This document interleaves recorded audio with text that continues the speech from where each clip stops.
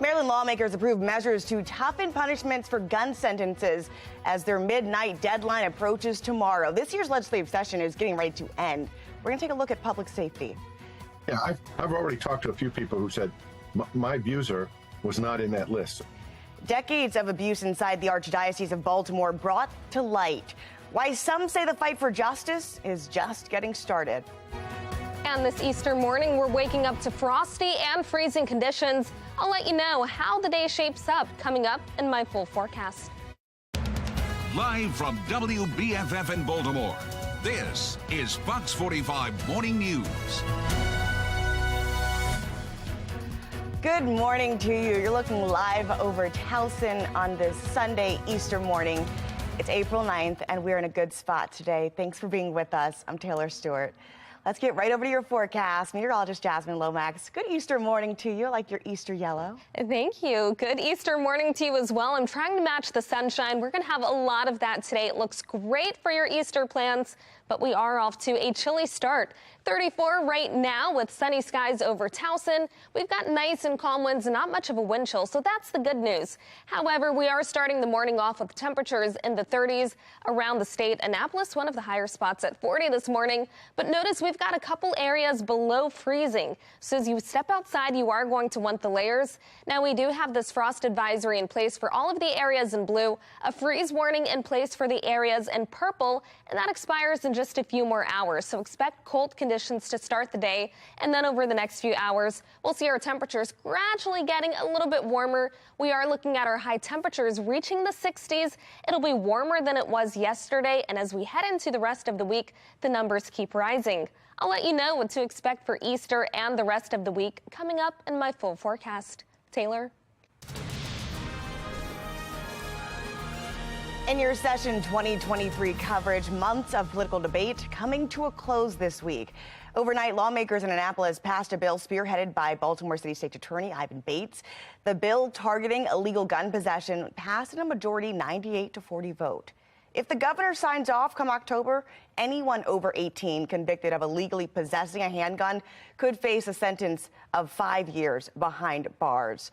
However, as that Monday night deadline approaches, the fate of several crime-fighting bills still hang in the balance. Maxine Stryker has a closer look. The 90-day session may be coming to an end in Annapolis Monday, but crime on the streets of Baltimore is showing few signs of slowing. Since the session began on January 11th, 62 people have been killed in Baltimore and 129 others were shot and survived. They include a quadruple shooting last Saturday that took the lives of a grandmother, father, and daughter. This was a cowardly act carried out by a coward. This is one of the most disgusting things that I've seen in my time in elected office. We pray for the family. And a 9-year-old girl shot and survived a triple shooting just this week. What the kid had to do with it. That's what makes this stuff crazy. Yet in Annapolis, bills cracking down on crime have stalled. The Violent Firearms Offender Act, which supporters say would help crack down on repeat violent offenders, will fail to make it through yet again. One GOP senator says it's like Groundhog Day with some of the bills. The joke is, they're on the side of milk cartons trying to find them because we can't find these bills. They're stuck in committee. The future of Baltimore's top prosecutor's legislative priority remains more clear now. Bates' bill, which seeks to implement tougher penalties for certain gun offenses, passing just today, now on its way to the governor's desk. Political analyst John Dede says it's a big win for Bates. But the other bills that could curb the bloodshed in Baltimore City, he says, will have to wait another year. Most of the other stuff, they didn't like it with Hogan. They're not going to like it now. It would take some dramatic changes of increases in crime and violence to probably get them to move in that direction to deal with the stuff. In Baltimore, Maxine Stryker, Fox 45 News. Ivan Bates reacting to the passage of this bill, writing on Twitter, the bill's passage sends a clear and concise message that the members of the Maryland General Assembly are as concerned as I am about the surge in gun violence happening across our state. He adds, this is an essential first step in the overall fight for our prosecutors so they can use to work and prosecute violent offenders. Lawmakers also passed a bill that greatly limits where people with concealed carry permits can bring their firearms. The bill bans people from bringing a gun within 100 feet of any public place like hospitals, churches, restaurants, movie theaters. And while some say that will help reduce the growing amount of gun violence, others are saying it's not legal gun owners who are causing the problem. So outside of the home, what would be a space that someone could legally carry a gun for self-defense? So the bill does not define where you can. It simply says and clarifies where you cannot. It's unconstitutional and will never hold up in court. Let's start by making stealing a gun a felony. Let's enforce the laws we have on repeat gun offenders. Felons who carry guns go back to jail. Attacking law-abiding gun owners is absolutely the wrong direction to go. So it's not an either or. We can both strengthen current gun laws in response to Bruin, as well as address those illegal weapons. The Gun Safety Act fires back at a Supreme Court decision that found New York's gun laws requiring applicants give a reason for carrying unconstitutional. The decision meant Maryland's good and substantial reason requirement fell too. That brings us to our question of the day. Do you believe lawmakers have done enough to address public safety this session? So far, 100% of voters say no. You can make your voice heard right now at foxbaltimore.com/weigh-in. We've got more coverage today from Annapolis straight ahead. At 7:30, the fight to expand health care access in Maryland, plus the bill passed in Annapolis to protect child abuse victims. The move coming just days after the report that came out on decades of abuse inside the Archdiocese of Baltimore. Oh, baseball season, it is back. The latest Orioles facing the New York Yankees. We'll tell you about the results from last night's game just ahead. And we're getting ready for a gorgeous Easter afternoon as our temperatures reach the upper 50s and the low 60s, and it gets even warmer in the days to follow. I'll let you know what you can expect for the week coming up in my Weather Authority forecast.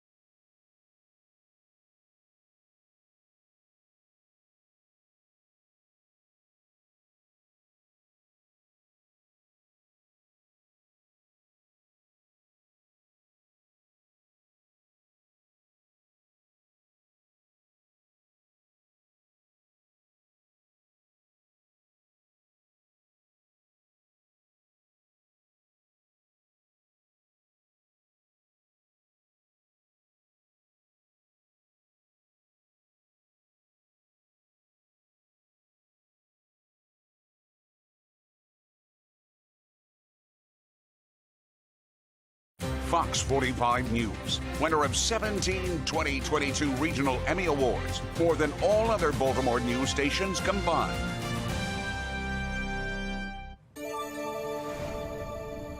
Taking a live look at the Inner Harbor this weekend. Well, not a live one. The top is alive. The bottom is when teens took over blocks of streets, causing a disturbance in the area. Keep in mind, Baltimore City schools, they're on spring break, but there's concern that large crowds could fill city streets once again tonight. Vincent Hill explains. It was a scene in the Inner Harbor Wednesday night that had many in disbelief. I'm appalled. I can't even believe it.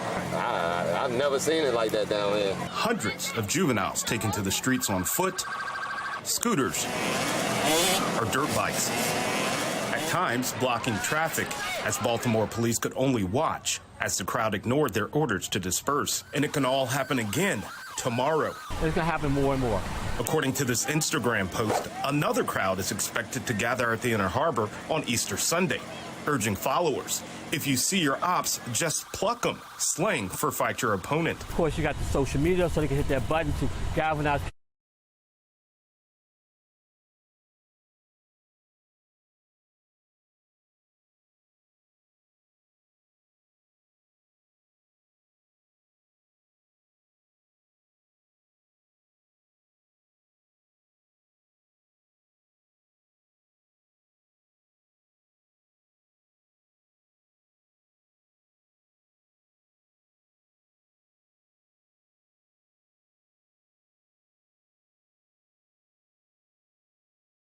Chronically absent is soaring. Hetty Chang is sounding the alarm. It's a crisis. Chang is the executive director of Attendance Works, a national nonprofit based out of California that helps school systems find ways to get students to school. If we don't address this crisis now, the dropout crisis that we're going to face in a few more years is going to be huge. Chronic absenteeism in Maryland is defined as a student who misses 10% of school or more. Recently released state data show it's on the rise, and leading the way is Baltimore City. Chronic absenteeism, historically, is one of the main concerns in Baltimore City public schools. A lower percentage of students attend class in Baltimore City than any other school system in Maryland. And last school year, chronic absenteeism hit its highest level in at least 20 years. In 2016, state requirements for chronic absenteeism changed. City schools began recording half-day student attendance, which caused a significant increase in the absenteeism rate. In 2016, the year Dr. Sonia Santelises took over as CEO, 23% of Baltimore City students were chronically absent. By 2019, that number had nearly doubled to 42%. In 2020, chronic absenteeism dipped to 36%. Then it began to increase again. The following year, it jumped to 49%. By 2022, 58% of Baltimore City students were chronically absent, the highest level in the state. For the first time in at least 2 decades, more students were chronically absent than were not. Is 58% chronic absenteeism one of the highest you've seen? It is among the highest.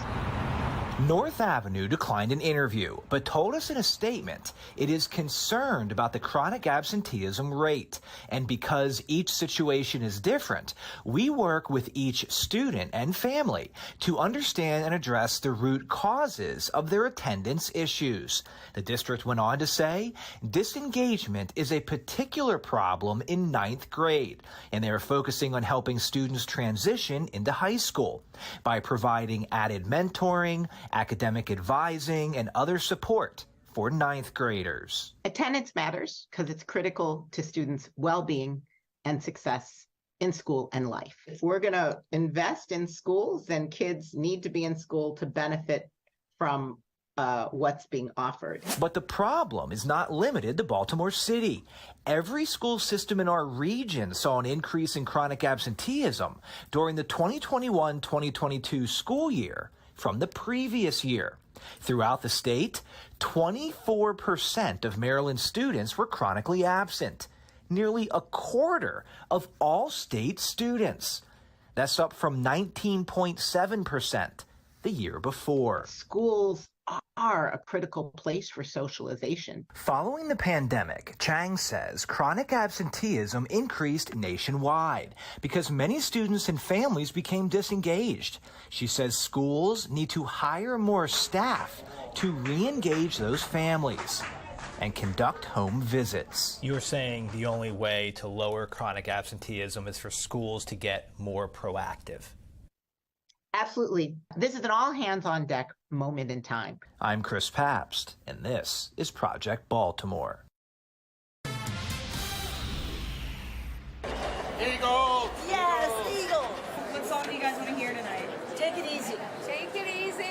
already gone.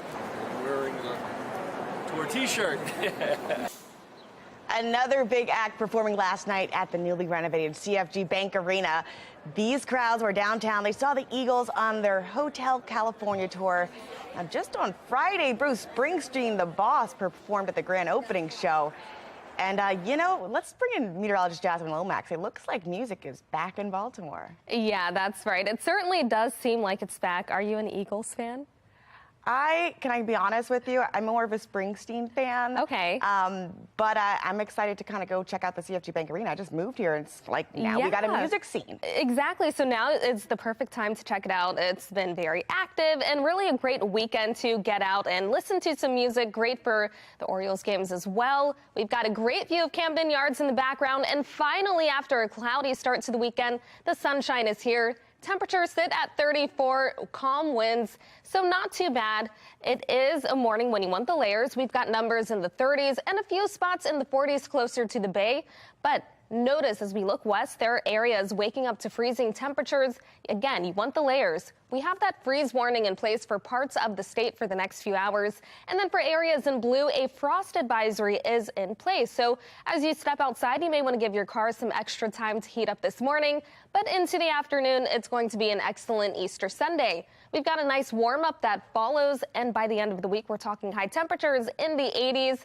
We're also talking showers as we end the week, but it doesn't look like it'll be a washout. Notice on the HD radar, we've got high pressure over the region. That's keeping us nice and dry. There is a little rain to the south, and that's where it's going to stay. We'll enjoy plenty of sunshine as we head into the afternoon. Our temperatures reach the upper 50s and the low 60s, keeping us close to average. And then overnight, we stay quiet and clear. Temperatures drop to the 30s and 40s for Monday morning. By the afternoon, temperatures will be even higher. We're looking at the low to mid 60s and above average numbers. That trend will continue to rise throughout the week. We're also expecting mostly dry conditions until Saturday, but we're only talking spotty showers. We're not looking at a washout for the day, at least not right now. Today, temperatures reach 62. It'll be a gorgeous and sunny day and perfect for Easter egg hunts or spending some time outside. That's followed by 66 with sunny skies on Monday. Then we jump to the 70s on Tuesday, and after that, we're looking at a stretch of days in the 80s. 80 on Wednesday, 84 and sunny on Thursday, 84 once again on Friday, and well above average for this time of year.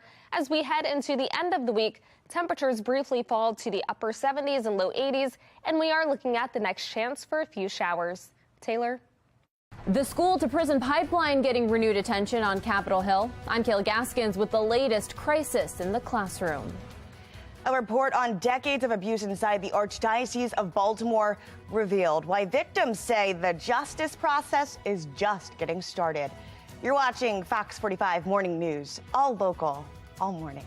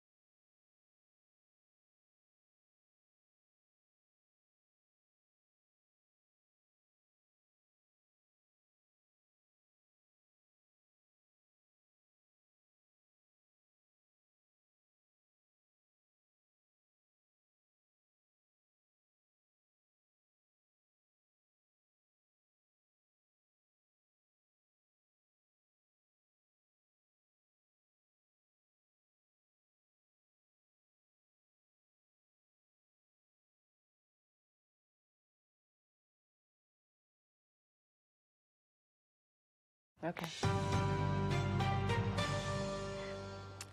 Bringing down crime could start with increasing education opportunities, according to some lawmakers. National correspondent Kayla Gaskins joins us from Washington with more on the crisis in the classroom. As Congress works to address crime rates in the nation's capital, crime has risen dramatically. Education levels have plummeted. Republican Congressman Gary Palmer taking some heat for this exchange with D.C. Council Chairman Phil Mendelson. Your schools not only dropout factories, they're inmate factories. No, I'm not saying all of them are thank you. excellent, but I would not say that they are factories for crime. Mendelson calling Palmer's statements racist and offensive in his own statement to NBC News. In 2022, D.C. schools saw some of the biggest drops in math scores in the country, according to the nation's report card. I certainly wouldn't have put it the way that the congressman put it. But it is true that there is a direct link between student proficiency in math and reading and incarceration. Data shows 85% of juveniles who commit crimes are illiterate, and 2/3 of students who are not proficient in reading by the 4th grade will end up either on welfare or in jail. Without education, a quality education, our children are already imprisoned. They just haven't slammed the jail cell door yet. Prominent civil rights attorney Ben Crump taking up the issue by joining a lawsuit against Baltimore City Public Schools. High school graduation rates in the city hitting a 9-year low. Our kids are falling further behind. And they've been falling further behind for years. In Illinois, not a single student can do math at grade level in 53 schools. No students can read at grade level in 30 schools, according to reporting by WirePoints, citing state data. While Congress has stepped in when it comes to D.C.'s crime laws, they've left the capital's public education system alone for now. The topic could come up again when D.C. Mayor Muriel Bowser testifies before the House this May.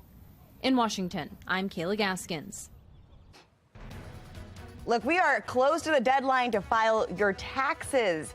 Just ahead, some last-minute ideas and tips before you file them. Easter Sunday is bringing some sunshine and warmer temperatures. Meteorologist Jasmine Lomax is here with us today. She's going to let us know how much warmer it's going to get today. You're watching Fox 45 Morning News, all local, all morning.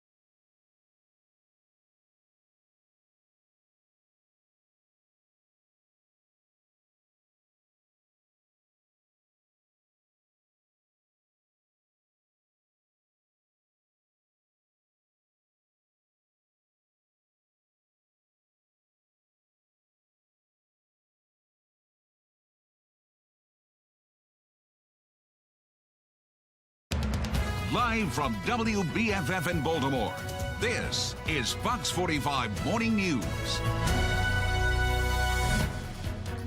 Look at that glorious sun on this Easter Sunday. You are in the right place. Oh my gosh, the harbor's so pretty this morning. Here it is going to be a great Sunday, April 9th. I'm Taylor Stewart. Let's get right over to your forecast because I want to know if we can go do some brunch, Easter brunch after church today. Meteorologist Jasmine Lomax, is that in the forecast? Yeah, I think it looks pretty good for that. You may want a light jacket, though. We are off to a very chilly start to this Easter morning. Our temperatures sit at 34, but it looks great. We've got plenty of sunshine over Towson right now, and throughout the day, we'll keep these nice and sunny skies. We're seeing temperatures in the 30s and in the 40s across the state. Some areas, especially closer to the state line and areas west, looking at below freezing numbers. We are seeing a frost advisory in place for areas in purple or areas in blue, and then a freeze warning in place for the areas in purple. So again, if you're driving anywhere, you want to give your car some extra time to heat up this morning. By the afternoon, though, it does look much better. Our temperatures for this Easter Sunday reach the low 60s, keeping us close to average. Then we're talking the mid 60s tomorrow with plenty of sunshine. That's followed by temperatures in the 70s. So we're looking at a nice warming trend over the next few days. I'll let you know how long this warming trend lasts and how high temperatures get coming up in my Weather Authority forecast. Back to you.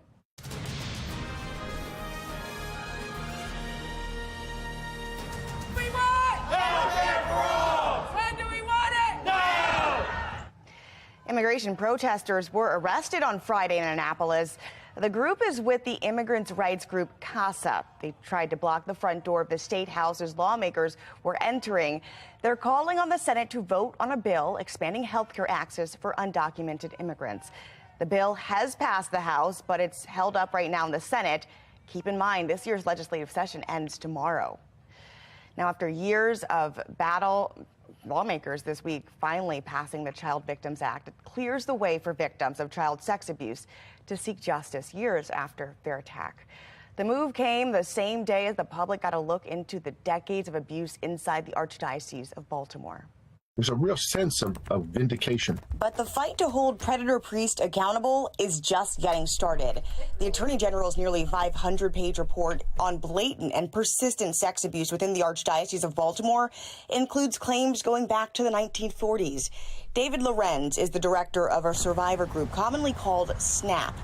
He says the 600-plus child abuse victims acknowledged in the report is just the tip of the iceberg. There's like 6,000. And some of them will never come forward. Yeah, I've already talked to a few people who said my abuser was not in that list, so they know it's probably in the redacted list or maybe not there at all. The report implicates 156 clergy members of sex abuse, a third of which have never been identified before. But the names of 10 priests are redacted from the report. Accused abusers who died, never admitting to the crime. Lorenz says the Archdiocese of Baltimore has a moral responsibility to release those names.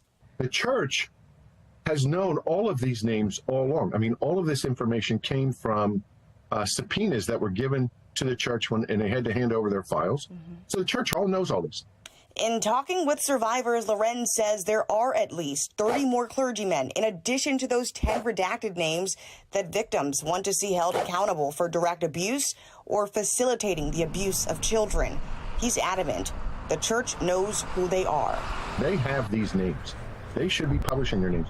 Not just the names, the entire assignment and work history of every one of these priests, last known location of the priest. And now, a new bill called the Child Victims Act of 2023 is on the governor's desk. If signed, it would allow survivors to pursue their abusers in civil court. Leaders of the Catholic Church began warning members weeks ago about the possibility of church closings, a possibility that appears to be gaining ground here. In Fells Point, parishioners at Baltimore's Holy Rosary Catholic Church met with members of the Archdiocese just last week. They were told to plan for their church to possibly shut down. Some people told us after this meeting they hope their community will be spared.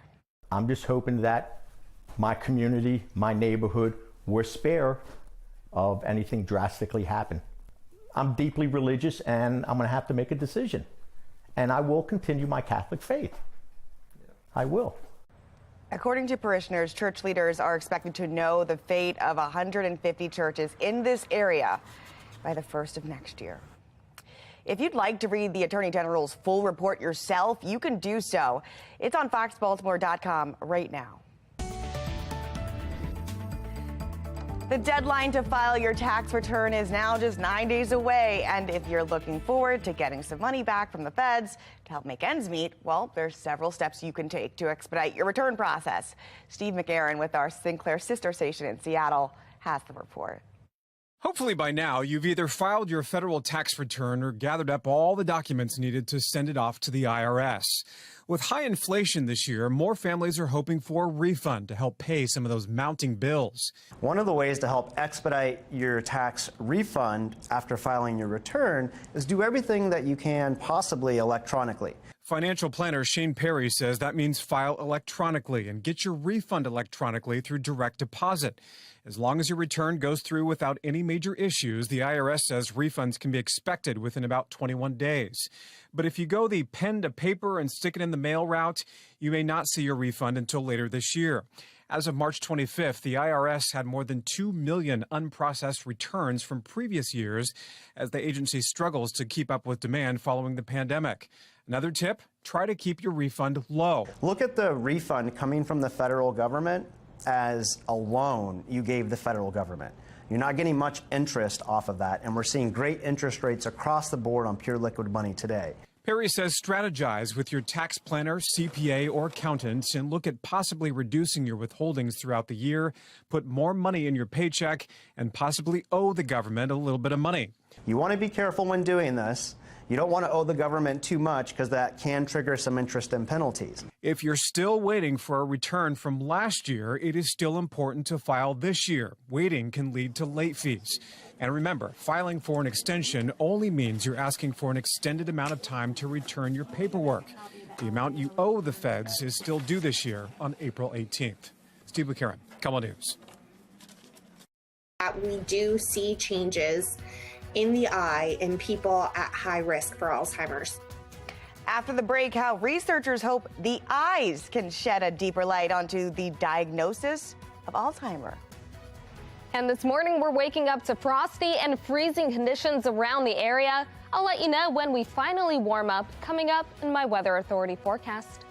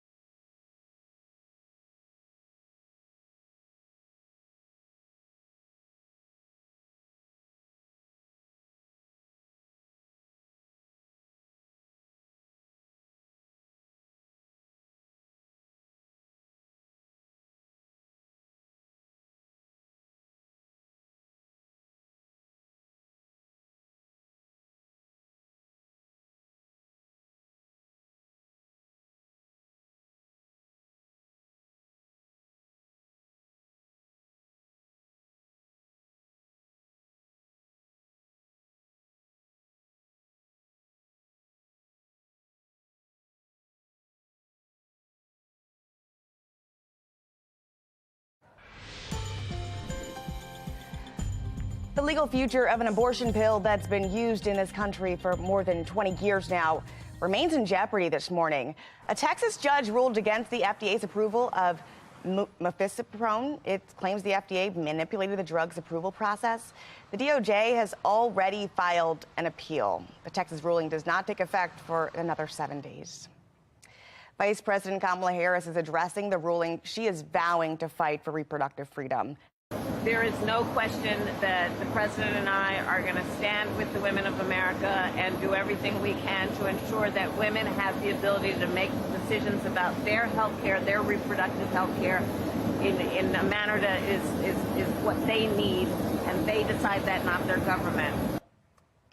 In a separate ruling, a federal judge in Washington state ordered the FDA to keep abortion pills available for sale in at least 12 states. Now, we've long heard the eyes are the windows to the soul. They could also be a window to the brain. Medical reporter Barbara Morse has more on the research that's using the eyes as a way to detect Alzheimer's disease. I'm in this research because I love it, but I'm also in it for personal reasons. 3 of my 4 grandparents died from Alzheimer's disease. Jessica Alber is the principal investigator of this latest Alzheimer's study out of the University of Rhode Island. We have established that we do see changes in the eye in people at high risk for Alzheimer's. This has long been studied, but the most recent research out of Cedars-Sinai Medical Center was the largest. It looked at donated tissue from the retina and brains of Alzheimer's patients and compared them to those who didn't have the memory-robbing disease. And what our group is doing is trying to develop a way to measure that in people who are still living. They'll be enrolling people between the ages of 65 and 80 for this 5-year study, most with no risk or symptoms of Alzheimer's and some with higher risk and mild symptoms. And we use similar equipment to what people have at their eye doctor, but we are using kind of more advanced imaging techniques to get 3-dimensional images of the back of the eye, the retina,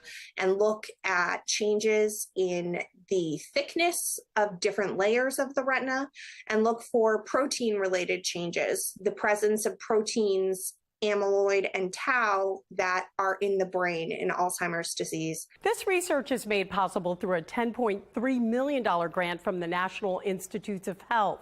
In addition to the site in Rhode Island, Washington University at St. Louis will also be enrolling participants, probably by this summer. I'm medical reporter Barbara Morse. Trending now, an effort at Coppin State University to make autism work in the community. Now, the goal is bringing community resources together to support people who have autism. That includes at job fairs and job resources. There were a number of panels that featured students and first responders. We spoke with a participant who says this day was really special for her. I'm a mom of 2 autistic kiddos. And they're older, so they're right in the area where they're ready to go to college and, obtain their own jobs. They have dreams, and I want to make them a reality. And I know there are a lot of other autistic individuals in that same, area of their lives where, we just want jobs. We want what everyone else has. 10 strikeouts, 1 hit, complete game shutout, and for that, you are the Prep Player of the Week. Dylan, congratulations, my man. Yes, sir. After the break, we head to Loyola to meet our Prep Player of the Week in Sports Unlimited. And the Orioles' 3-game series with the Yankees continues in Camden Yards this evening. Just ahead, a look at their second game with the Yankees. You're watching Fox 45 Morning News, all local, all morning.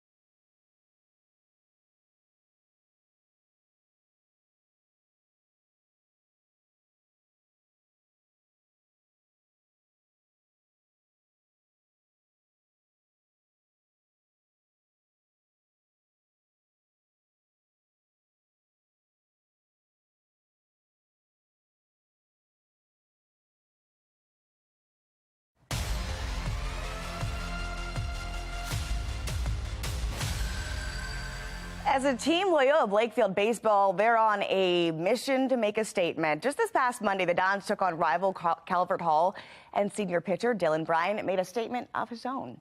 Rocco DeSangro has our prep player of the week.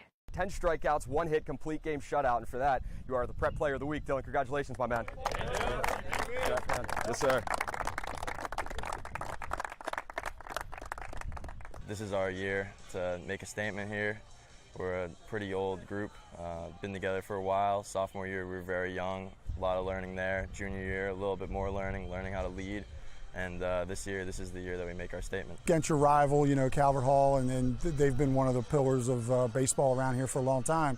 So for him to go out and do that really showed how, his hard work is finally paying off for him, and we couldn't be happier for him. All that hard work is a big reason why Brian will play Division I college baseball following his Loyola Blakefield career. Yeah, I'm going to Delaware after, and one of my deciding factors was the development that I foresaw in their program.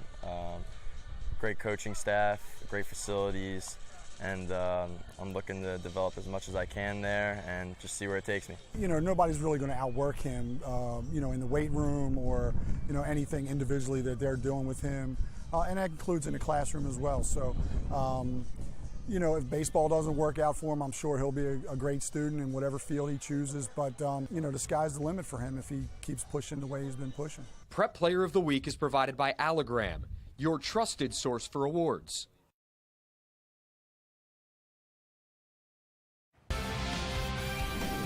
We're taking you live to Camden Yards, fresh off a win in their home opener. The O's hosting the Yankees in the second of 3 games yesterday. Well, the Birds didn't take too long to get on the board. Anthony Santander hits a fly that brings in the first run of the game.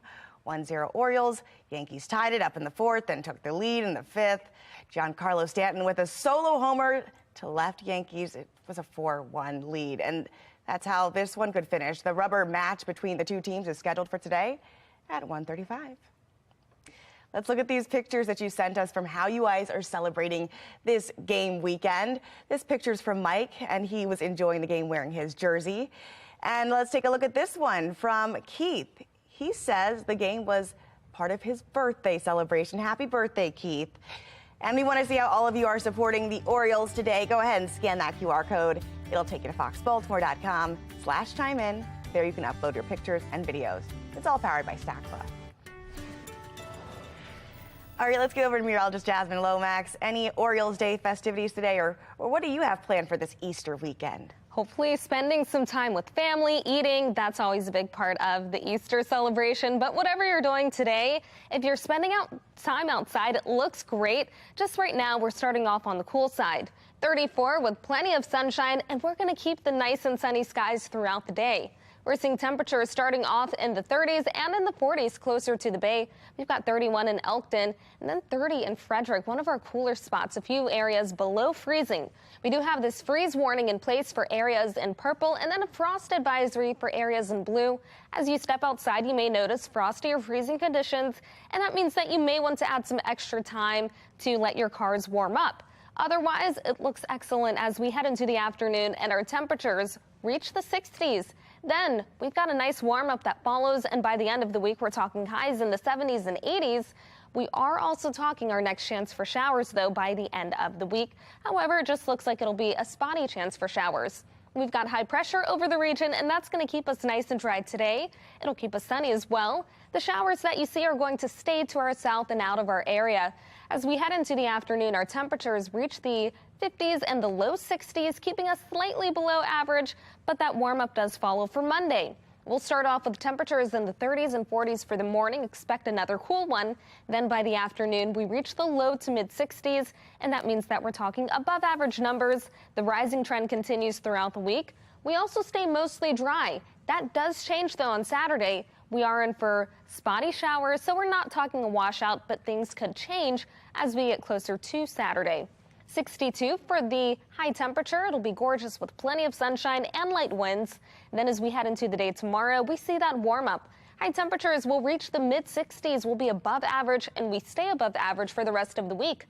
74 on Tuesday, 80 on Wednesday, 84 and sunny on Thursday. We finished the work week 84 once again on Friday. And then as we head into Saturday, temperatures slightly fall. That's going to be when we have our next chance for rain. Back to you.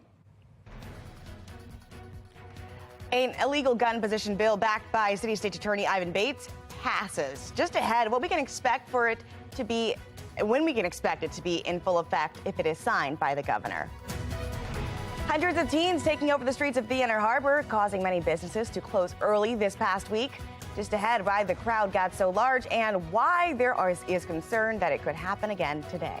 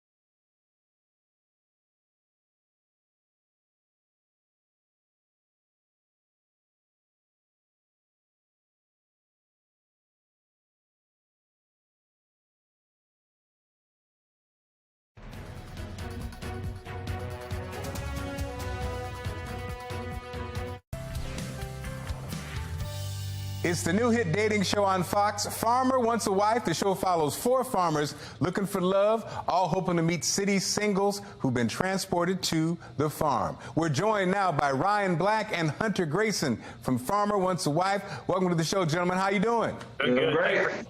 Awesome. So, guys, you're asking women to leave the big city for life on the farm. How's life different on the farm? It's totally different. I mean, the city is, we've experienced a little bit of it, and it's fast-paced, and on the farm, it's slow paced, and down here in North Carolina, we have a ton of pollen, and it's just animals everywhere, and you just kind of move about a lot different than you do in the city, and it's a lot of work, and it's almost like work is always something to do. It's always work to be done, so definitely a different pace. You take a shot at it also, Grayson. I don't know that it's any slower paced. I think it's just it's not any slower pace. It's just a different race. I'll say that. Everybody's got what's important to them, and in the city we got a lot of things are a lot more confined, and out here we're a lot more open. But I'm not going to take anything away from any lifestyle. There's just two totally polar opposite ways that are coming together, and we're seeing how whether those sparks ignite into something, a love flame, or spark it to a big dangerous flame. Yeah. Okay, so guys, obviously it's a dating show, and women are trying to impress you, showing up in dresses and heels and makeup.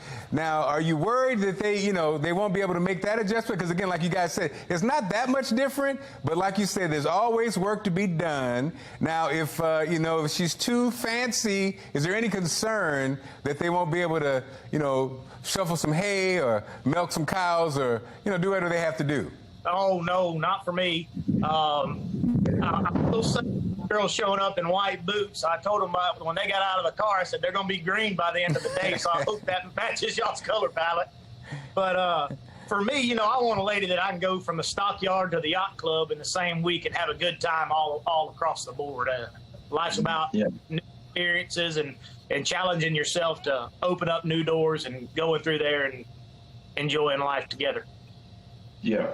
And we also experience these girls, they work hard, you know, in their physical, and, you know, in today's society, everyone's looking for a good workout routine and to keep their bodies moving and stuff. And here on the farm, it kind of comes natural. If you're keeping your farm up and running, you're burning calories, you're always moving around. So there's that uniqueness there where some of the girls really took to some of the work just for the physical aspect of it in itself. So that was really cool. Okay, guys, let's break this Devon was down. squatting hay bales at my farm.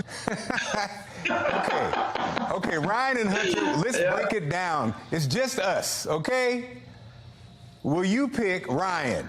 She's beautiful and sexy and smart, but she's not a hard worker, versus she's an amazing hard worker, but not as beautiful. Which would you pick? I would pick the hard worker, not as beautiful. Okay, all right. Well, now I don't believe you. Okay, Hunter. Hunter, same question. I'm not believing that. She's beautiful, she's sexy, but she's not a hard worker. What are you picking, Hunter? Well, I'll tell you, from my perspective of this, all the ladies on my farm are just absolutely stunning. So I'm going to have to go with the one with the harder work ethic because, you know, looks will fade over time, but that work ethic and that person's going to be by your side at the end, that's what's going to make the difference. See, this is why you guys are superstars. You know, I'm sorry, you guys politicians? That's amazing. You guys are... Well, guys, thanks so much for joining us. Ryan Black, Hunter Grayson from Farmer Wants a Wife. Guys, thanks so much for joining us and continued success, okay? And, you know, Farmer Wants a Wife airs right here Wednesdays at 9, right here at Fox 45. Recruiting and retaining employees all have the results of a new survey showing what many workers want and how companies are responding.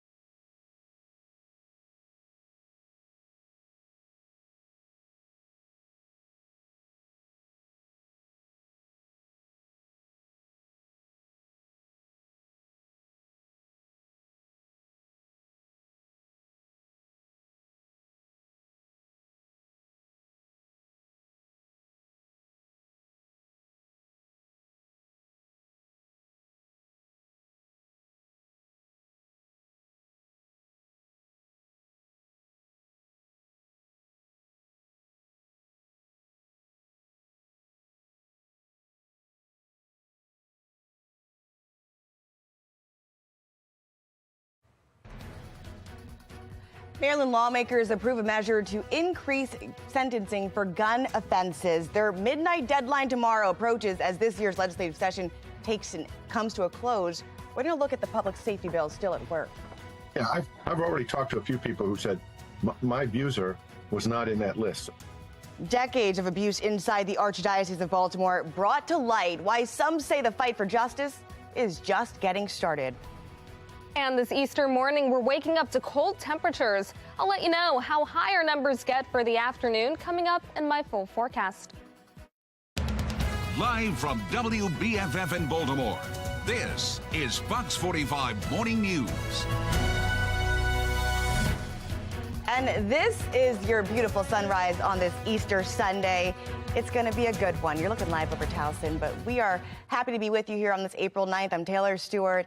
We want to talk about your forecast because an outdoor brunch after that Easter church service sounds good. Meteorologist Jasmine Lomax, does it sound good on your end is really what we want to know. I mean, food always sounds good on my end, but I might have to enjoy it on the inside. Not quite the weather you want for eating outside if you're doing that for brunch. Later this afternoon, though, it gets much better, and so you may be able to enjoy some time outside. But we are off to a very cold start to the morning. Temperatures sit at 40. Our wind chill is coming in at 38 with winds light at this time. But notice in the background over Towson, plenty of sunshine. That's how the day is going to be, nice and sunny with temperatures rising into the afternoon. Across the state, we're still seeing a couple areas below freezing or at freezing. And then closer to the bay, we've got some areas in the 40s. We are still under this frost advisory. This expires at 10 a.m. Areas in purple under a freeze warning, and that also expires at 10 a.m. So if you have to drive anywhere in the next couple hours, you may want to give your car some extra time to heat up. The good news, again, we are looking at rising temperatures over the next few hours. We'll gradually reach the upper 50s and the low 60s, keeping us close to average, but even warmer temperatures will follow for this week. I'll let you know how high the numbers get coming up in my full forecast. Back to you.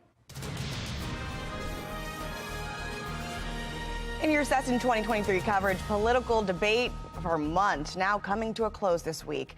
Overnight, lawmakers in Annapolis passed a bill spearheaded by Baltimore City State's attorney that would target illegal gun possession. That passed in a majority 98-40 vote. If the governor signs off, which we expect he will, come October, anyone over 18 convicted of illegally possessing a handgun could face a maximum sentence of 5 years behind bars. However, as of Monday night, that deadline that's approaching, there's still several crime-fighting bills that are hanging in the balance. Maxine Stryker has a closer look. The 90-day session may be coming to an end in Annapolis Monday, but crime on the streets of Baltimore is showing few signs of slowing. Since the session began on January 11th, 62 people have been killed in Baltimore and 129 others were shot and survived. They include a quadruple shooting last Saturday that took the lives of a grandmother, father, and daughter. This was a cowardly act carried out by a coward. This is one of the most disgusting things that I've seen in my time in elected office. We pray for the family. And a 9-year-old girl shot and survived a triple shooting just this week. What the kid had to do with it. That's what makes this stuff crazy. Yet in Annapolis, bills cracking down on crime have stalled. The Violent Firearms Offender Act, which supporters say would help crack down on repeat violent offenders, will fail to make it through yet again. One GOP senator says it's like Groundhog Day with some of the bills. The joke is, they're on the side of milk cartons trying to find them because we can't find these bills. They're stuck in committee. The future of Baltimore's top prosecutor's legislative priority remains more clear now.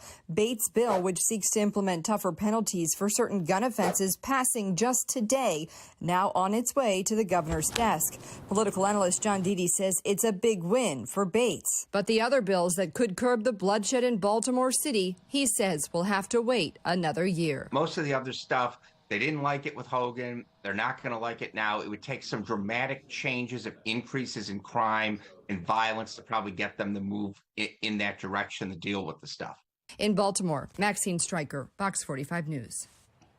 Ivan Bates reacting to the passage of this bill, writing on Twitter, the bill passage sends a clear and concise message that the members of the Maryland General Assembly are as concerned as I am about the surge in gun violence happening across our state.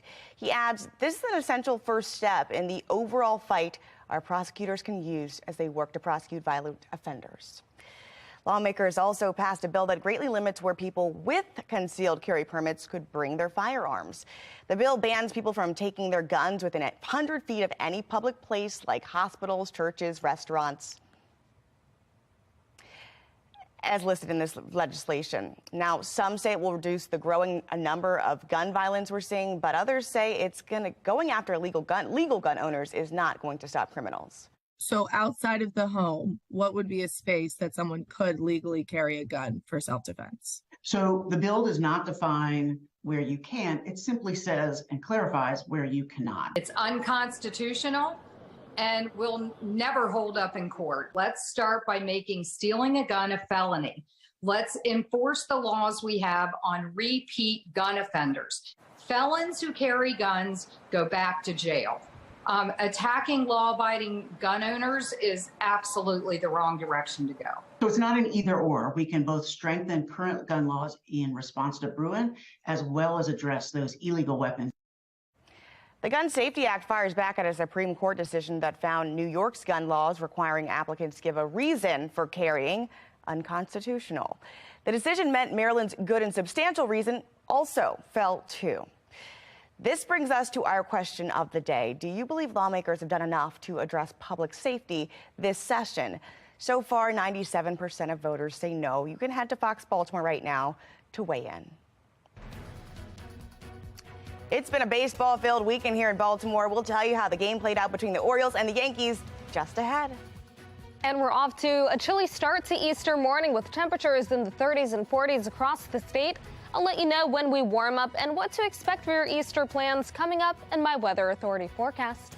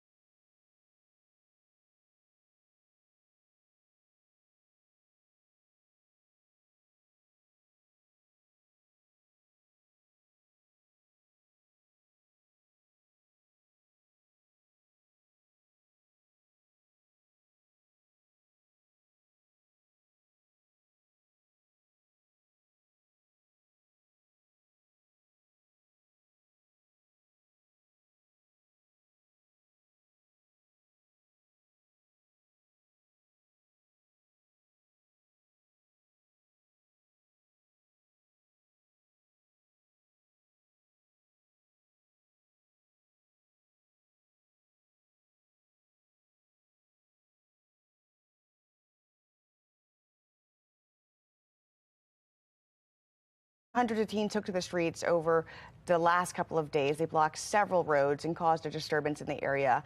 Keep in mind, Baltimore City schools, they're on spring break right now, but there is concern that large crowds like this one could fill city streets once again tonight.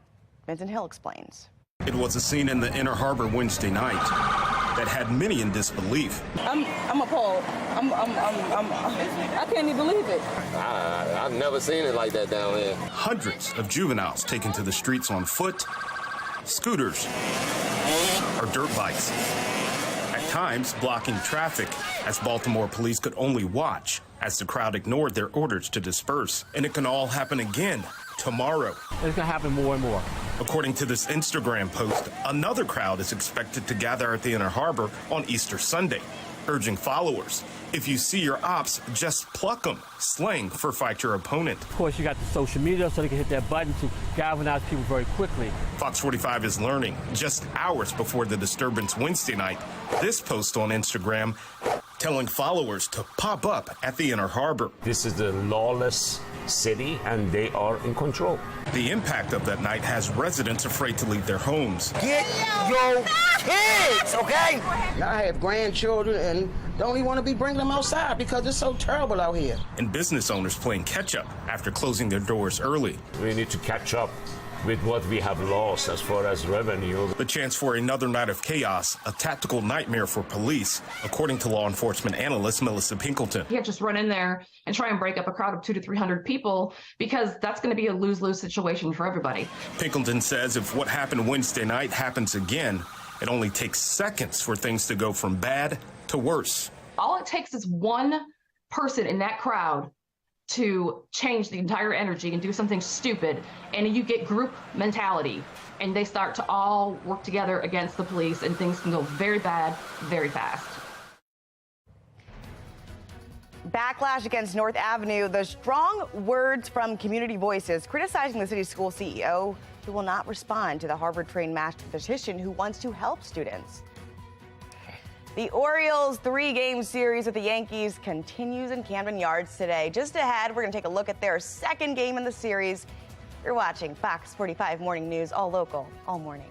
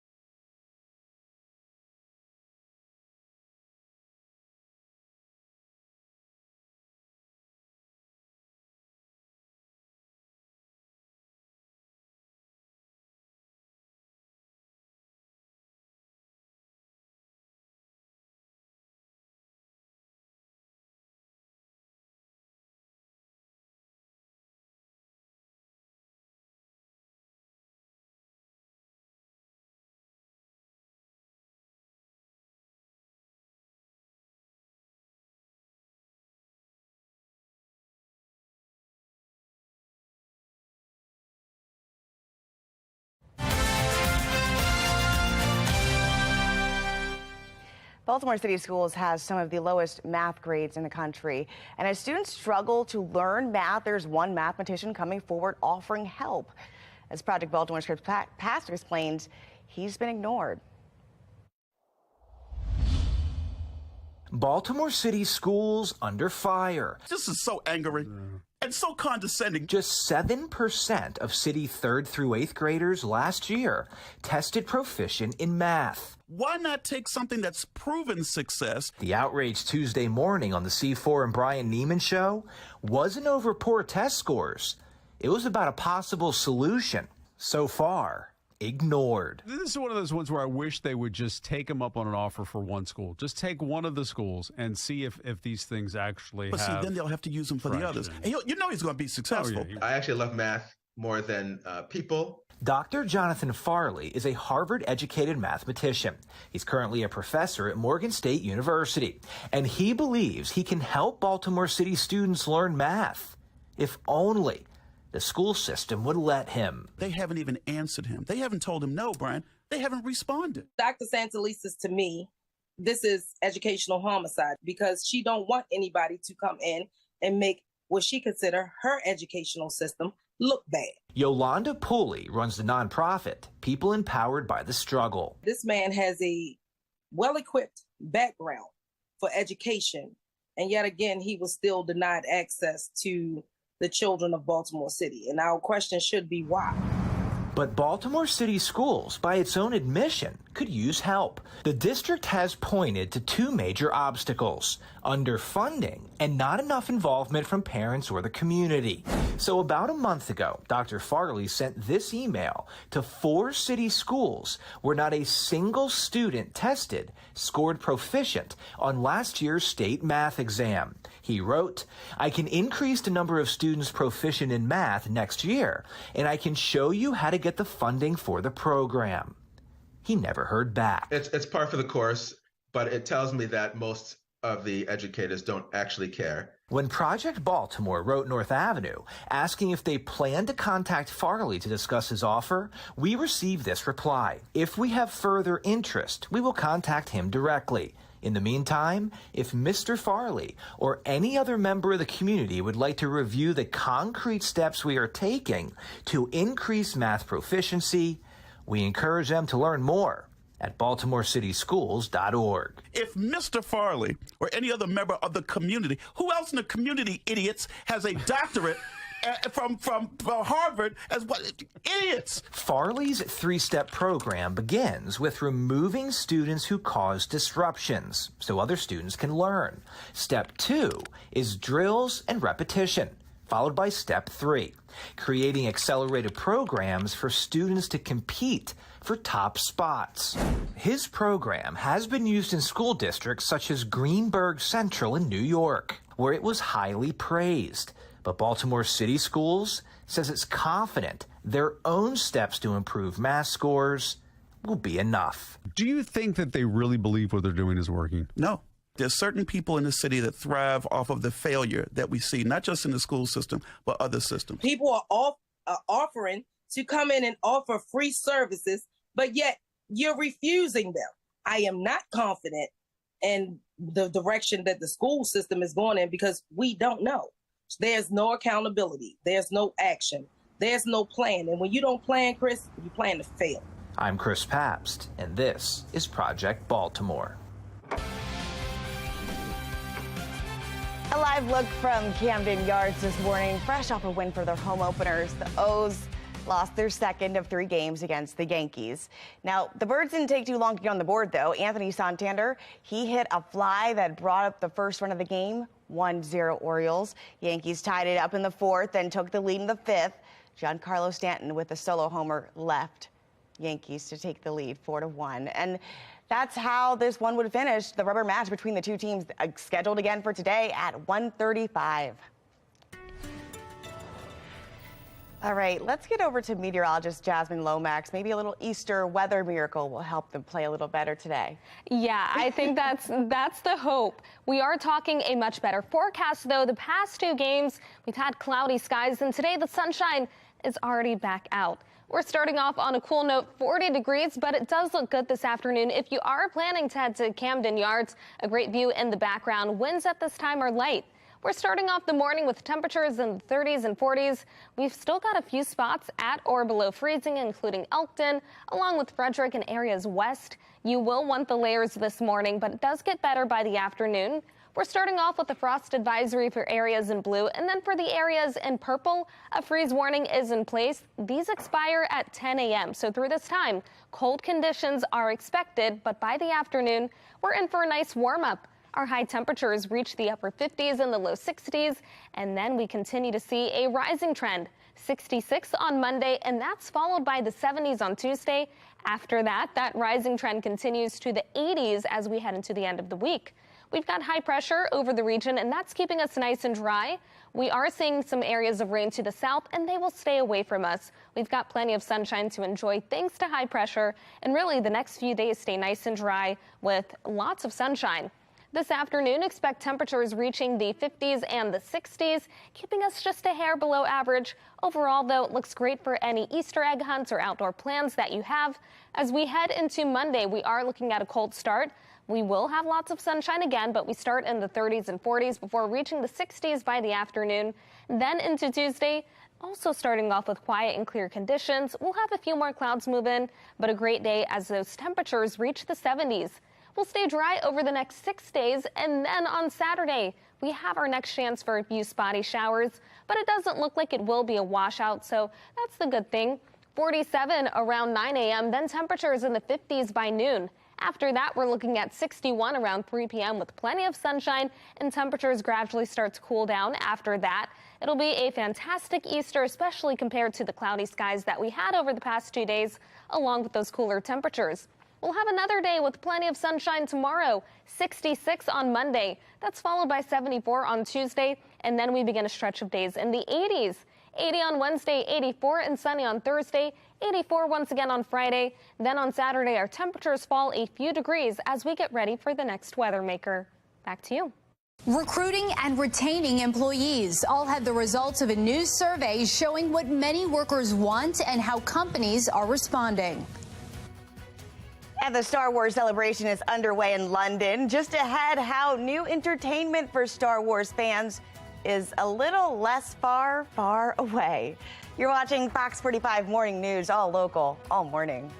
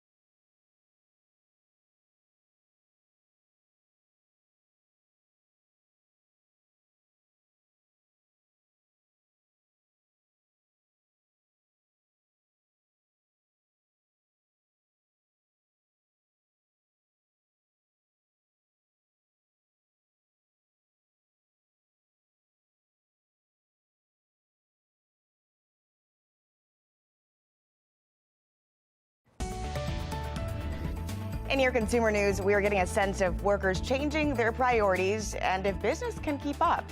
Dee Gatton with the National Desk has more on a new survey that shows lots of support for a 4-day work week.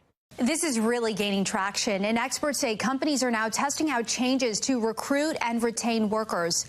According to a Monster survey of more than 800 workers in March of this year, 61% of workers say they'd rather have a 4 rather than the traditional 5-day work week.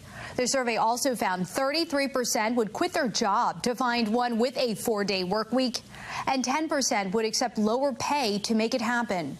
Unfortunately, the sign-on bonuses haven't always worked the way they were intended. They do entice people to apply, but then once people are on the job, if they're incentivized by another company's sign-on bonus, then they may end up job hopping. As we see more companies start to experiment with this, I think more companies may then try to pilot a new way, a new flexible work schedule.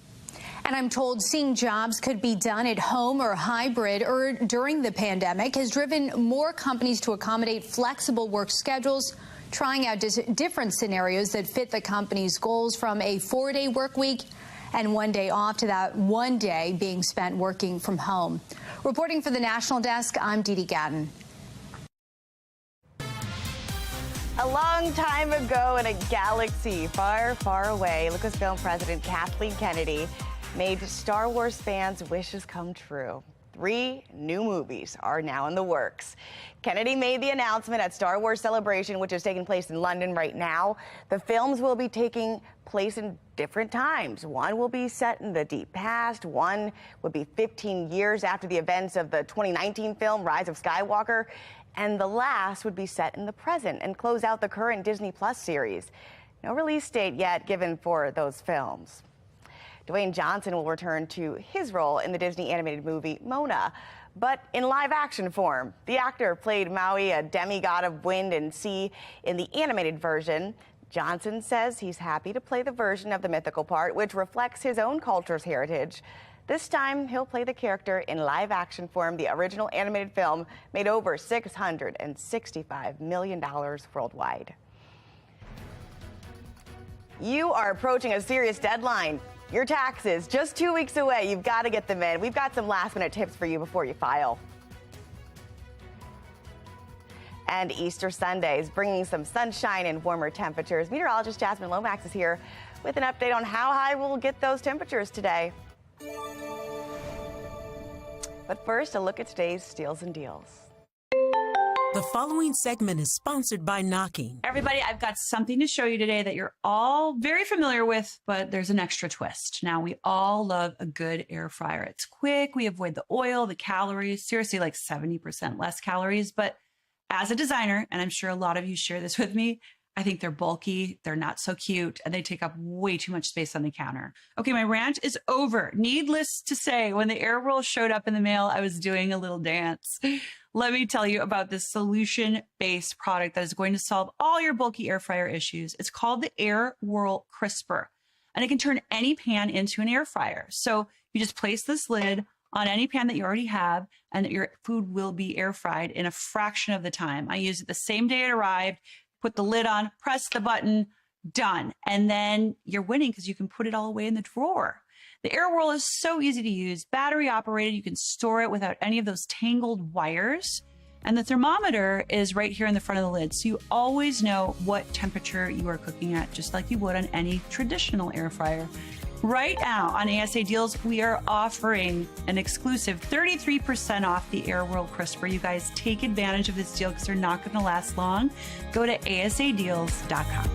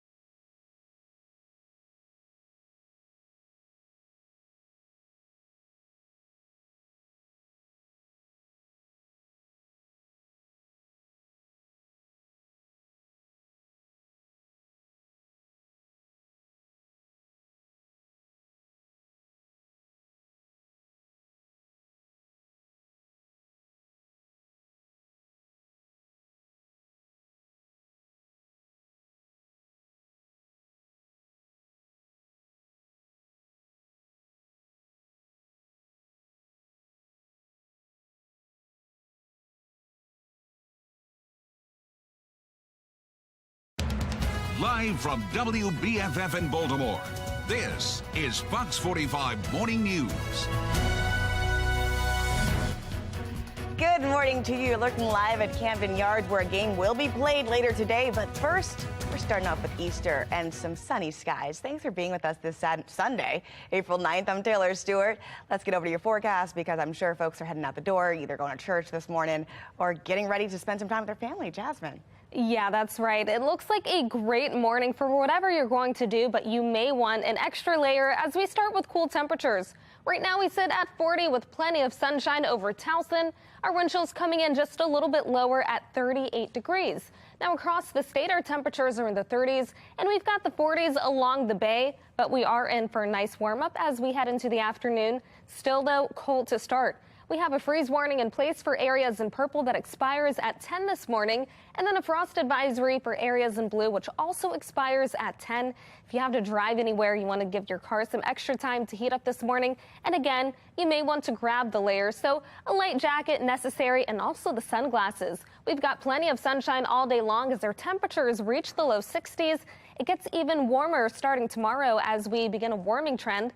I'll let you know how high the numbers get coming up in my Weather Authority forecast. Taylor? The city is now on edge as a large crowd of teens caused hours of disturbance at the Inner Harbor earlier this week. Now, one of the issues that impacts situations like this are police and the shortage we have in the city. Residents we've spoken with say they are fed up with the lack of presence. They are demanding more from city leaders. Well, we brought those concerns right to Mayor Brandon Scott.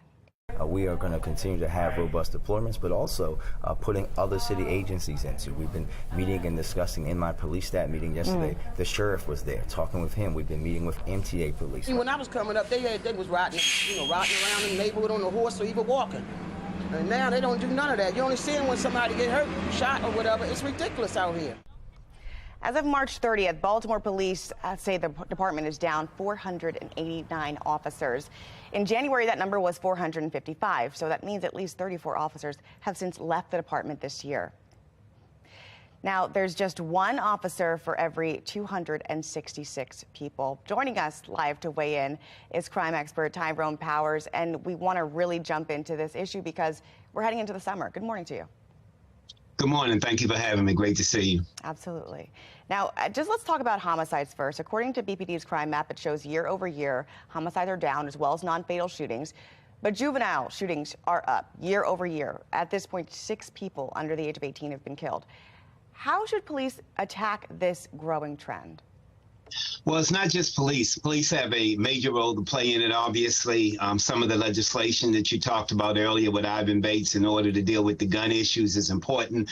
But the other agencies that deal with young people need to be involved in any kind of crime plan or crime effort. The organizations like We Are Us and other organizations to intervene and intercept. And certainly the Baltimore City public school system, because right now, as you indicated, as we move towards the summer months, right now the young people, a majority of them are in schools right now. So you have the opportunity to address them, to have conversations with them, to intercede, to intercept, to make sure that youth works have appropriate number of positions and jobs for the young people during the summer months, because not just the ones that may be involved in activity that we don't want them involved in, but others who may be innocent bystanders could get hurt unless they are properly occupied in positions and jobs and programs during the summer that enhance their education, and obviously in a city with so much violence, increase and enhance their life chances. We just saw this past week. I mean, students are on spring break right now. Large crowds in downtown. Police had to call in Baltimore PD with their helicopter to try to rally it all together. And as we see vacancies, we just mentioned 489. How should they address this issue? Because it doesn't seem like they have the manpower, and that number has dropped from January to February. Yeah, well, the issue with police recruiting is an issue, and the number of officers on police departments is an issue across the nation in terms of recruitment, especially in this market, and it's the issue in other agencies too. So what you have to do is you continue to recruit, you continue to use the organic policing model, which means you begin to recruit as early as elementary, middle, and high school for the future. But in the meantime, you, again, use your force multipliers. You bring all those agencies together, University of Maryland Police, Johns Hopkins Police Department now, Coppin State University, Morgan State University, and you put yourself on one concerted plan in dealing with the issues of crime and crime reduction, mitigation, and presence for the summer months. You do that now, and you let the public know that you are doing that, because part of the problem is that in many cases, our plans are so secretive that it takes confidence away from the public. The public think nothing is being done, so they don't participate. When you have a large gathering like you had at the Inner Harbor, you know that was a social media call, that young people are on social media all the time. So for that many people to gather in that location at that time, there had to be a social media call. If you have a great communication and relationship with the public, then the public lets you know that this is going out on social media. We saw that in the Freddie Gray case. After that situation, people had already said, well, we knew they were gathering for something because we saw it on social media. So you have to have an intelligence apparatus so that you can act rather just than react, and you have to have force multipliers so that you can bring all the agencies together, because you do have a deficiency in police officers in this city and in other places across the nation. Another stat that is striking is, as we're seeing homicides down from year over year, one stat we're seeing that's going up is property crime. It's up 23% this year, according to Baltimore Police's crime stats data. Can you talk about this trend? I mean, how should they attack this? That's up significantly from this time last year. And I mean, it's going to get warmer outside. More people are going to be out. Is this something they should be looking at seriously too, and how?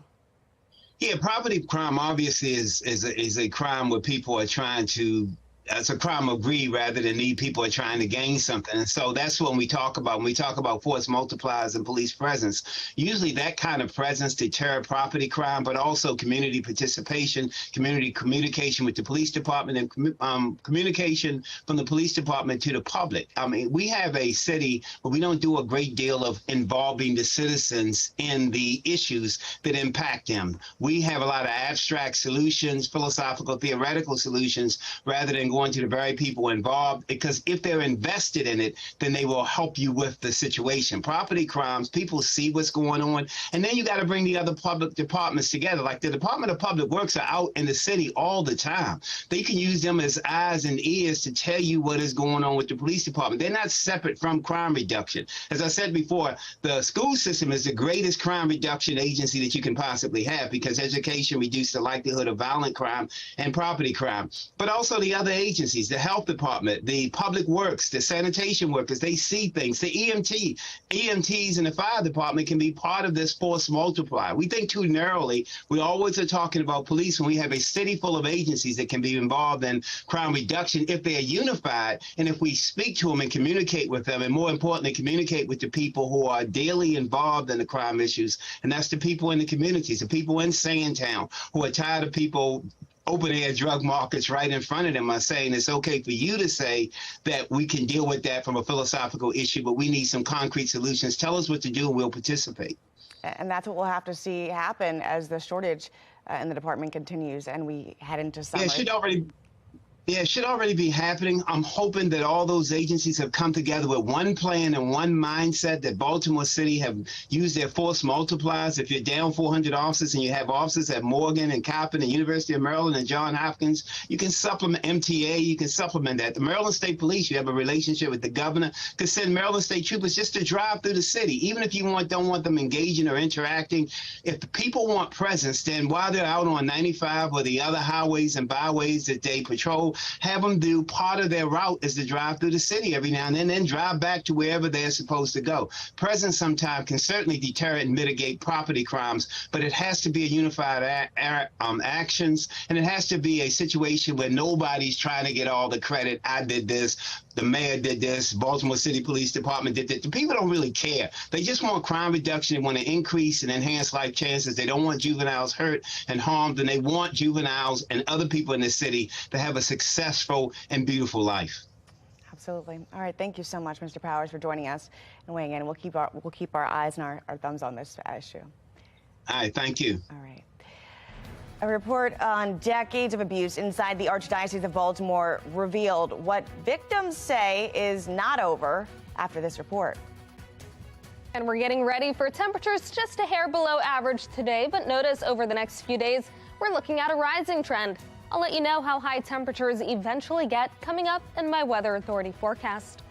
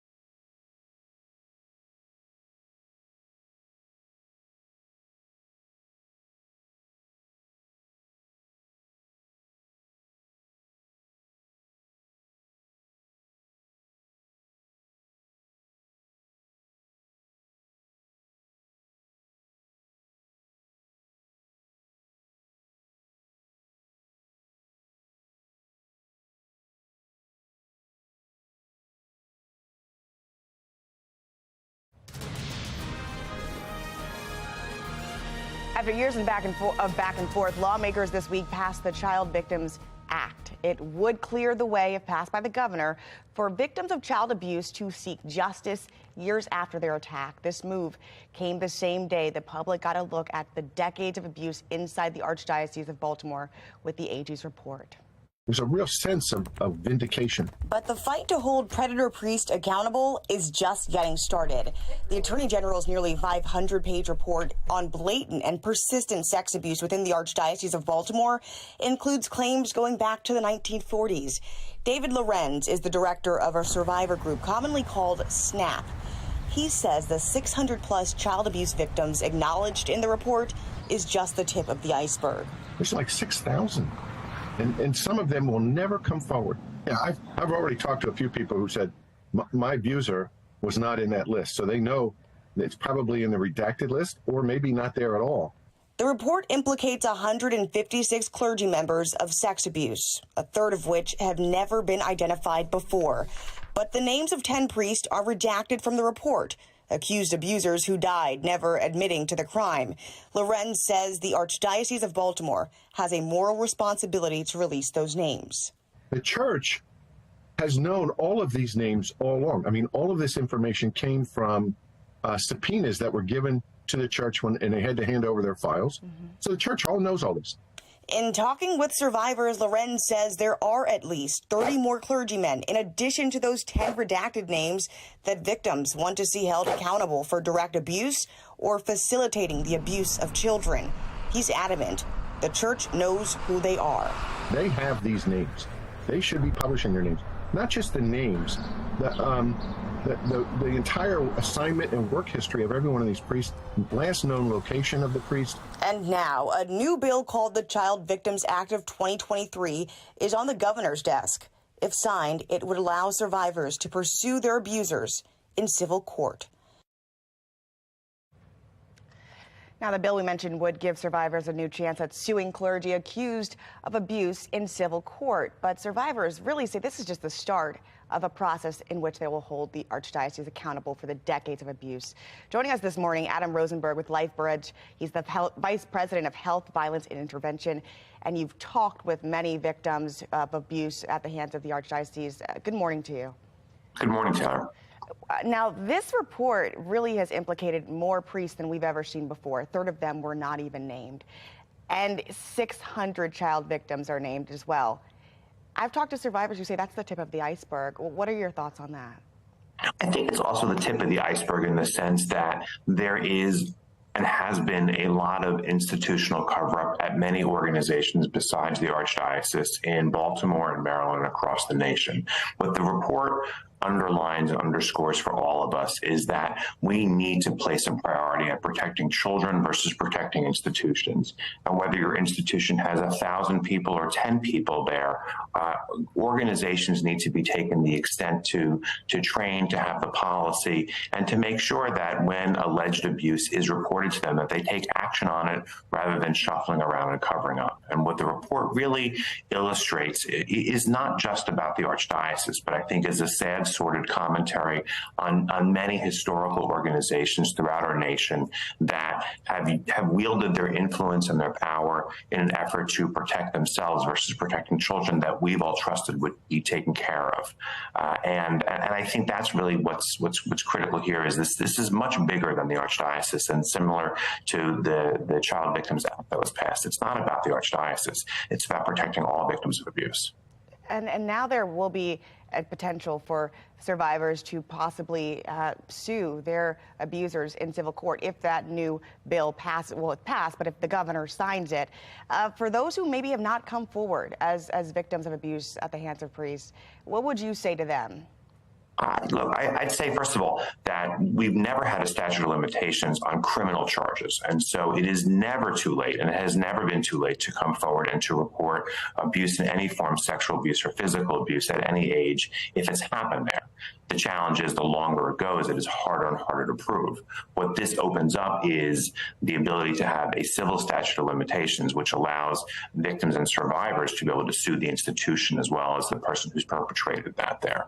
And what I would say is that, for most, it's never too late to attain justice. It certainly becomes more difficult, but we encourage people that this should embolden them, that they can come forward now, that they know that they're not alone in this. This report alone illustrates the fact that there have been thousands of other victims. And so most victims feel like it's just them. And the reality is, unfortunately, that there are many, many people who've been victimized, and that this demonstrates that we're behind you, and we can get you both the legal remedy that you seek, civil or criminal, and more importantly, that it's also never too late to receive the support, the social support, the mental health support, the behavioral services support there, because we know from the Adverse Childhood Experiences study that abuse in any form can lead to a lifetime of trauma if left unchecked. And so we certainly encourage people to get the help that they need to, from their caregivers and for themselves. Now, what we've learned is that this report has not only created a level of vindication, it's comprehensive, but some say it's obviously bringing up old emotions and bringing up those same feelings. As folks are trying to get whole from this situation, what would you tell them to do? I think first and foremost is find people who are your support system, who can help you center on this there, and that help process this. I mean, anybody reading this report, it is certainly, it is a lot to process. It is a difficult report to read. It's difficult to read the allegations of the abuse, and it's also difficult to understand or comprehend how an institution can callously disregard so many people for so long. But I think what they can do is really figure out, what's going to help make them whole again and make them healthy again. And whether it is pursuing a legal remedy, which, by the way, this passage of the statute of limitations bill doesn't necessarily mean that instantly someone can sue and receive financial remuneration. You still have to go through the legal process here. So it's understanding what your courses of remedy are. But coming forward and speaking up at any point that abuse happened, and that someone should be able to get the help that they need there. There's a pervading sense that the church is aware of additional clergy members who are not listed in this report. There are 10 names that are redacted, and folks say they want to see those names. They say that would make them feel like they're getting accountability that they truly deserve. What is your thoughts on that? I think some of this, look, there's a complex process that's been behind it. I mean, certainly, sunlight's the greatest disinfectant that we often say when these reports come out there. And I think it would be healthy to know who the redacted names are and who else is out there. Some of it is the deep, understanding that the AG's office has and their grand jury report. And, I submit that to them there. But, I expect that, what can be released and what should be released will be released there. But more important, I think, are the tens of thousands of people, Taylor, who aren't even addressed in this report, who've been victimized by other people and other institutions there, and other institutions who have their own histories to reckon with, and to use this as that moment and that wake-up call to make sure that they're not holding back stories and they're not holding back what's happened there, and to just really act immediately to make sure that their organization's doing everything that they can do to protect children in their care. And if they haven't started that process of looking at their policies and training their staff and ensuring that the families who trust that organization to take care of them, that Monday morning at 8 a.m. should be the first thing that they're doing. Absolutely. Thank you so much, Mr. Rosenberg, for weighing in. We'll continue our coverage on this as more comes out from that report. Thank you. The deadline to file your tax returns is just 9 days away. Just ahead, some last-minute tips before you file them. And we're off to a cold start to the morning, but we're in for gorgeous temperatures this afternoon. I'll let you know how your Easter forecast shapes up coming up in my Weather Authority forecast.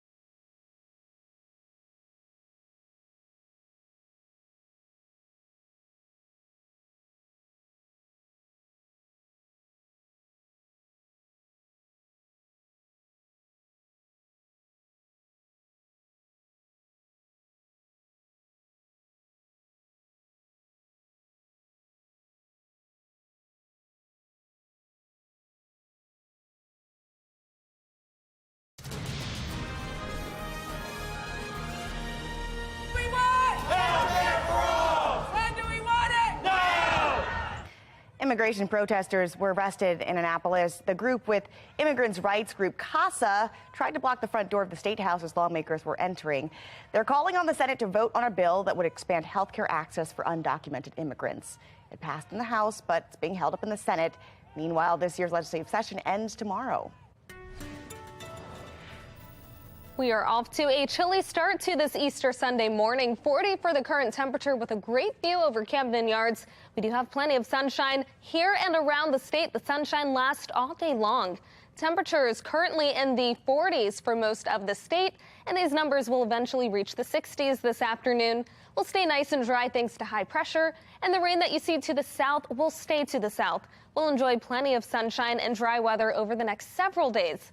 Notice this afternoon our temperatures reach the 50s and the 60s, keeping us just a little bit below average. Then tomorrow we are looking at a cold start to the day. Eventually our temperatures will reach the low to mid 60s, meaning a nice and warmer day. And that warm trend will lead us into Tuesday. Temperatures then will reach the 70s. For Easter, we're looking at 47 around 9 a.m. And then as we continue on, our temperatures reach the upper 50s and the low 60s. That's followed by the mid 60s for Monday with plenty of sunshine, 70s on Tuesday, and 80s and upper 70s in the days that follow. We'll be right back with the 10-day forecast.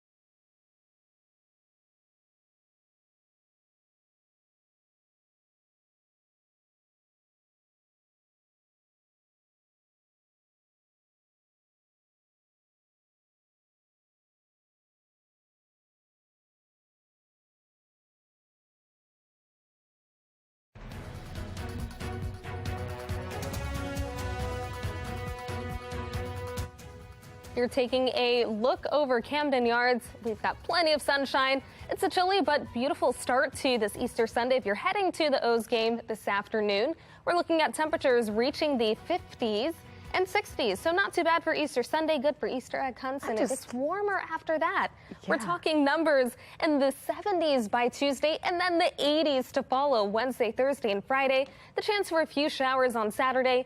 Then we stay in the 70s as we head into the upcoming week. So not too bad. Jasmine, I'm loving the 80s on Wednesday. No. That's where I draw the line. 80s.